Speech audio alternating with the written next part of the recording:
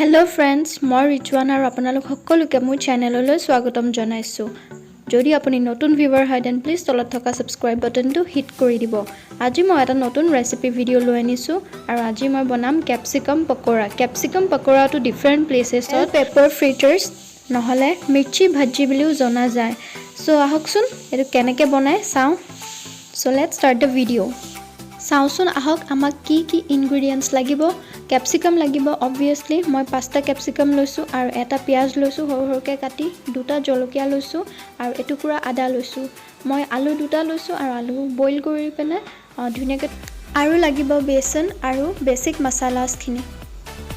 এতিয়া মই বইল আলুখিনি এটা চাটনি কৰি লম। ইয়াতে মই জলকীয়া দি দিছো, পিয়াজ দি দিছো আৰু আদা দি লৈছো। ইয়াতে অকমান নিমখ দি পেনে মই ভালকৈ মেশ কৰি লম। এতিয়া মই ইয়াতে মছলাখিনি ইউজ কৰিম। মই ইচ অফ 1 টিস্পুন লৈছো হালদি পাউডাৰ দিছো, গৰম মছলা পাউডাৰ দিছো, ধনিয়া মছলা দিছো আৰু half teaspoon red chilli powder দিছো।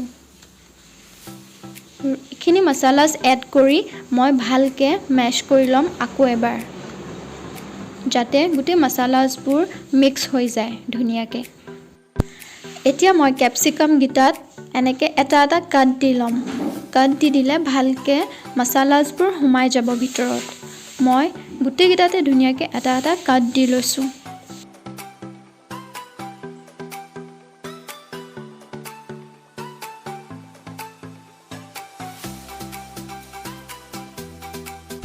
এতিয়া মই ক্যাপসিকাম গিটা ভিতৰত এনেকে চাটনিটো ভালকে ষ্টাফ কৰি লম। আপোনালোকে বাৰু এইটো ষ্টাইলত খাই পাইছেনে? যদি নাই পোৱা দেন প্লিজ ট্ৰাই কৰিব, বহুত টেষ্টি হয়। আপোনালোকে বাৰু কি ষ্টাইলত বনায় প্লিজ মোক কমেন্ট কৰিবচোন।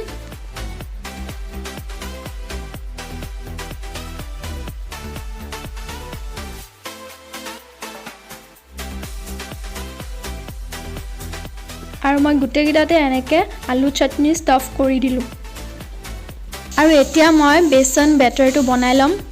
বেসন বেটাৰটো বনাবলৈ মই 1 কাপ বেসন ইউজ কৰিছো। আৰু ইয়াতো হেখিনি নৰমাল মছলাসখিনি মই এড কৰিম। আৰু ইয়াতো মই সেম 1 টিস্পুনে ইউজ কৰিছো।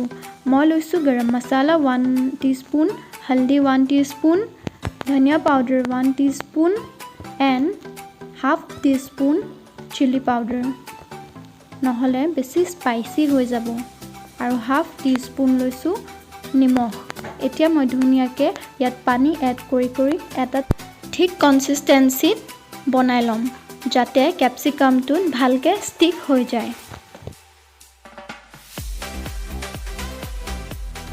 এতিয়া মই এখন কেৰাহী গৰম দিছো আৰু কেৰাহীখন গৰম হৈ গল। ইয়াতে মই জোখ অনুযায়ী তেল ঢালিম। মিঠাতেল ইউজ কৰিছো। মিঠাতেলখিনি গৰম হোৱাৰ পিছত মই এনেকে ক্যাপসিকামটো লৈ যোনটো বেটাৰ বনাইছিলো সেই বেটাৰটোত এনেকে ডিপ কৰি পেনে লাহেকে গৰম তেলত দি দিম আৰু লো ফ্লেমত ফ্ৰাই হ'ব দিম। সেম তেনেকে মই এটো কৰিছো।